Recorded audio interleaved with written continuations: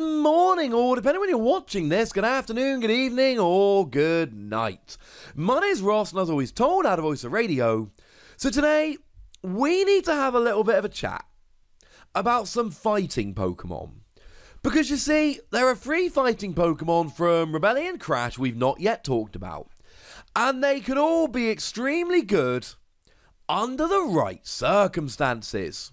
No, none of them are like my boy Phalanx V, and just so we're clear, right, when I made that video, I told you it was my new favourite Pokemon card, and I'm a little bit worried that some of you might think I was exaggerating a little bit, or trying to make the card out to be better than it is. No, as it stands at the moment, I have not seen any Pokemon card from the Sword and Shield expansions that I like more than Phalanx V. I love Phalanx V. These aren't quite in that territory, but there are some ones we really need to have a go at. And when we talk about specific uses, we might not get much more specific than Medicham. Medicham is a Pikachu and Zekrom counter. That's what it does. Let me explain. So what we've got here is 110 HP, which is alright for a stage 1, but it's not particularly impressive. We got a retreat cost of 1, which does give us access to U-turn board if we want to do a bit of the old free retreating, which is alright. And we got a weakness to Psychic, which with stuff like Mewtwo and Mew running around, I'm not hugely in favour of. You've got fairly low HP, which I suppose you can see as a bonus in a weird kind of way, but generally speaking, no. But you are a fighting Pokemon, and this goes for all the Pokemon in this video. Being a fighting Pokemon is awesome. It means you've got Diancie Prism Star to do extra damage. It means you've got Martial Arts Dojo to do extra damage. 10 if you're not behind on prizes, 40 if you are. Diancie is just 20. It means you've got Karate Belt to reduce your attack cost by 1 fighting if you're behind on prizes. It means you're hitting weakness against Pikachu and Zekrom, and you're hitting weakness against Morpeko V.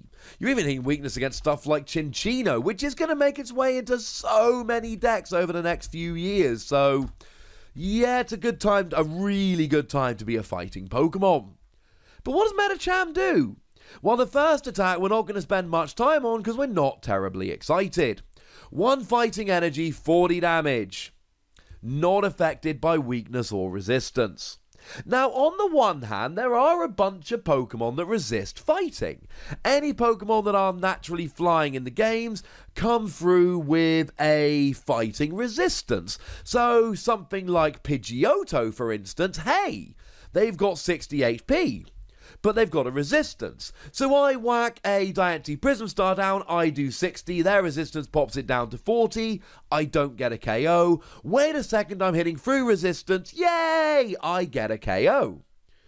So that's nice. And we have, remember, changed. Resistance used to be minus 20, resistance is now minus 30. So that's kinda lovely.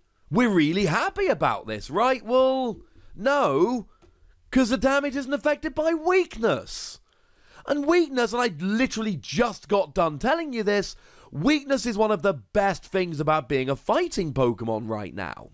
Because you see, what we've got is an attack that does 40 damage, but with Diancie it does 60, and then if you're behind on prizes, Martial Arts Dojo puts it up to 100, and that's a 1-hit KO on Morpeko V. Way! Oh wait, no, sorry. It's not a 1-hit KO on Morpeko V because you don't hit for weakness. Yeah, that's really disappointing. We don't like this. But a second attack we do like. 3 colourless energy, 60 damage, plus 20 more for each energy attached to your opponent's active Pokemon. Now, there's 2 things I love about this attack. Firstly, it's 3 colourless energy on an evolved Pokemon, so that means triple acceleration energy is well and truly on the table. And actually, while we're here, I forgot to give some shout-outs. Shout-outs to the lovely David Hockman and the lovely Antoine Boulet, 2 of our very favourites on this channel, very much friends of the channel, I'm willing to say, for helping out with the translations from this video. Awesome people. So the first thing I like about this attack is the triple acceleration energy makes it a super easy attack cost to pay. The second thing I like is Pikachu and Zekrom needs 3 energy for full blitz, which means that you'll be hitting a natural 60 damage, plus 20 more for each energy attached to Pikachu and Zekrom, 3 energy, 60 damage, Added to the base 60 is 120. Doubled with weakness is 240. Oh, look. It's an instant KO. I think Medicham could see a lot of play. Because here's the thing. It's a stage 1 Pokemon. And we've got Ditto Prism Star. Now, admittedly, we're expecting Ditto Prism Star to rotate out a couple of months after Medicham is legal, but there's still going to be that couple-month gap. And in decks that are already playing Ditto Prism Star and already playing Triple Acceleration Energy, even if they're not, it's pretty easy for Guzma and Hala to go and search it out. This becomes a great, great tech. Because you've got Ditto out, and you just go Medicham, Triple Acceleration, one-hit KO on a Pikachu and Zekrom. And you'll do decent damage against other Pokemon, but really here, it's Pikachu and Zekrom. That's what we're going for. And given that that's still one of the best decks in the format, there will be decks, quite a few decks out there that play Triple Acceleration and play Ditto anyway. And for those decks, this is going to be a really, really strong option as a tech for Pikachu and Zekrom. I'm giving this one between 3 and 4 Wassies because honestly, I could see this seeing like no play at all, but I could also see it seeing a fair bit of play as a really good Pikachu and Zekrom counter. And I don't think it does much else. I mean, to be fair, Morpeko V you should be getting a KO on because they should have free energy. Morpeko V Max you need to do 150, you're only doing 120. Assuming they've got free energy on, which most of the time they will. But a Martial Arts Dojo if you're behind on prizes, or a Martial Arts Dojo and a Diancie Prism Star if you're not, will put you up to 150 or 160, and then you will get a one-hit KO. If you're not hitting for weakness, I don't like this, but there's plenty where you will be hitting for weakness, so I do like it. Moving on to Whiscash then, we've got 140 HP on a stage 1, which is pretty gosh darn good. That is higher than average. We got a retreat cost of 3, which is very upsetting, because it means it's high, but it's not high enough to use stuff like buff padding. I mean, a retreat cost of 3 is in that awkward situation where you can't use Air Balloon to free retreat, but you can't use buff padding to get extra HP. It's just kind of upsetting. Weakness to grass, depends how big Rillaboom gets. If Rillaboom gets big, boo! If Rillaboom doesn't, yay! The ability's kind of nice. It's not a reason to play Whiscash, but it's a nice little bonus. As long as this Pokemon is on your bench, prevent all damage done to this Pokemon by attacks from both yourself and your opponent. It's kind of like it's got its own little Mew sitting on its shoulder that's got its back. It's alright. I mean, against something like Pikachu and Zekrom, they just cannot snipe you off the bench. Against any deck that's trying to spread damage, they're not doing any damage to you, only from attack. So something like a Weezing discarded with a Roxy would still get the damage done, because that's not damage from an attack, it's just damage done by virtue of an ability, I suppose. So, boo, etc. But this is really, really nice for protecting it on the bench. Not a reason to play the card, but a really handy bonus if you're playing the card anyway. What does the attack do? 2 fighting energy, 140 damage, plus 20 to each of your benched Pokemon. Now, to be fair, you can pop a Mew down and that will protect your bench quite nicely. Any other Whiscash on the bench are going to be fine, they're not going to be hit. Or maybe you have Pokemon on the bench like Spiritomb or Runerigus who don't mind, and in fact actually get better because they've got a bit of damage on them. So there's a bunch of options here. I wouldn't worry too much about the bench damage. There are Pokemon you can play that take advantage of it, and if you don't want to take advantage of it, just pop a Mew down on the bench, and then you get the extra added bonus that your opponent, if they're trying to hit the bench, won't be able to, because the Mew that you're actually playing to try and help you out against your own Whiscash will protect you against your opponent's Pokemon as well. So that's quite nice. But the 140 damage is good. Now, the 2 energy is slightly higher than we might like, but remember that if you're behind on prizes, you do have the opportunity of using Karate Belt, which turns it into a single energy attack. And we did look at that new Colossal the other day that lets you accelerate a fighting and a fire energy from your discard pile to your Pokemon in any way that you like.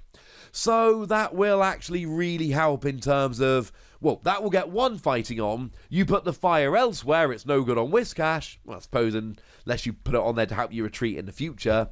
And then you attach from your hand and you're good to go. I don't think it's a phenomenal attack, but I do think if you're looking for a fighting Pokemon, you can do an awful lot worse. I love Medicham, but the fact of the matter is Medicham has to have triple acceleration energy. And Medicham does nothing against a Pokemon that's got no energy attached. If your opponent's got a Pikachu and Zekrom on the bench, and you've got a great catcher in hand ready to gust it up, Whiscash can go and get a KO. Medicham will only do it if you're behind on prizes and you've got a Martial Arts Dojo and a Diancie Prism Star, but if your opponent's Pokemon's got no energy on, you're probably not behind on prizes. There are plenty of times this Whiscash is going to be good. I worry that the 2 energy is going to be a little bit awkward, but I like the ability, I like the HP, I like the damage. It's just disappointing because of the bench damage and the attack cost, which means it may well end up being binder fodder rather than being part of the next great deck. Let's give it a nice solid 3 Wassies. There's potential here, absolutely, but the bench damage and the second energy are putting me off a little bit. And finally, we need to have a look at Stonjourner. Now, I like Stonjourner. Stonjourner V, let's be honest, right? It ain't no Phalanx. But it's still a card I've got a lot of love and a lot of time for. It's been pretty good as a bit of an under-the-radar deck so far, but a still very much viable deck in the metagame, so that's been quite nice. This Stonjourner, we like it. I mean, the basics are good. We've got 140 HP, which if it was good on a stage 1, is definitely good on a basic. We've got a retreat cost of 4, which means we do have access to buff padding, and we can also search it out using stuff like Pokemaniac. We've got that same resistance to grass, which is honestly fine because grass decks aren't that big right now. And you're a fighting Pokemon, so you've got all the fighting tricks. This is good. The attacks are expensive though. The first attack, 1 fighting, 2 colorless energy, 80 damage. And this is alright. The thing is, with these fighting Pokemon, it's not all as it seems. You see, it might look like it's a fighting and 2 colorless, but if you're behind on prizes, that's a Karate Belt and a Twin Energy, and it's an attack that doesn't look like it can be paid in 1 turn, but it actually can. The other option you've got here is Colossal, which can attach 2 energy, and then you attach the 3rd one from your hand and you're ready to go. So there are ways to pay it. 80 damage for free energy isn't great, but the ease with which you can pay it does really help. But then remember, it's not really 80 damage, it's 100 time you add in Diancie Prism Star, and then 110 with Martial Arts Dojo or 140 if you're behind on prizes.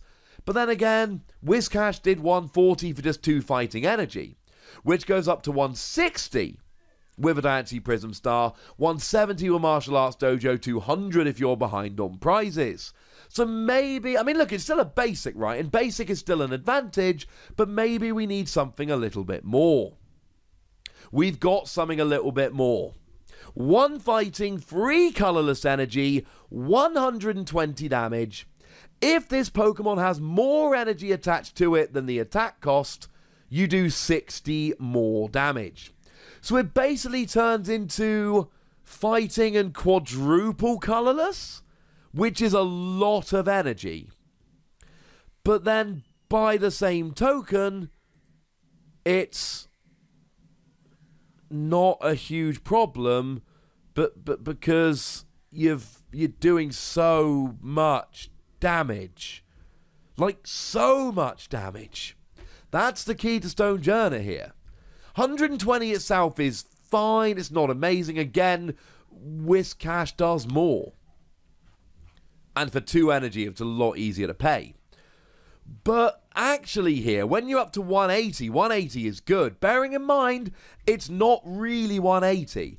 It's 200 with a Diancie Prism Star, 210 with a Martial Arts Dojo, and then you can actually add a Vitality Band and down go Zacian V, or if you're behind on prizes, you're up to 240.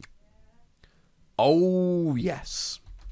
And this is extremely expensive, but it feels weird to say that we're actually in a format at the moment, or we will by the time this comes out where fighting is not that difficult. And there's 4 colourless here. So you could go Colossal and a triple acceleration energy and you pay it in 1 turn. Or Colossal and a twin energy and a karate belt if you're behind on prizes. 5 energy is still a lot, let's be clear about this. But it's 5 energy, including potentially triple acceleration energy, including potentially Colossal, and actually now it's starting to work. There is still an excellent chance that it's too expensive and it never sees play even in a Colossal deck, but we still need to give it a bit of love for the sheer amount of damage it can do.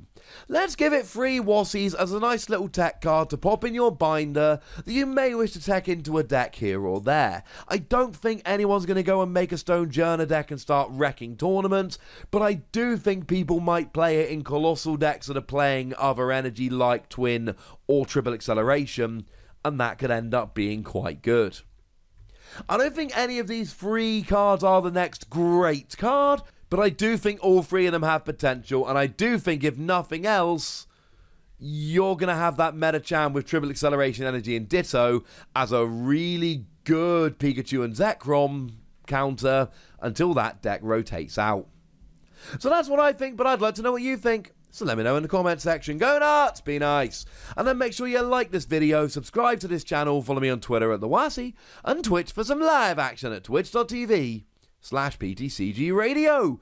If you want to support the channel, get some bonus podcasts and all that good stuff, head on over to patreon.com/PTCG Radio, where you can do exactly that. And please do make sure you're checking out youtube.com/WassiePlays, where you can find out about a whole bunch of games that don't have Pokemon in, but are pretty gosh darned exciting nonetheless. But by far the most important thing, as always, look after yourselves till next time, would ya? Thank you very much for watching. My name's Ross, and you've been watching PTCG Radio.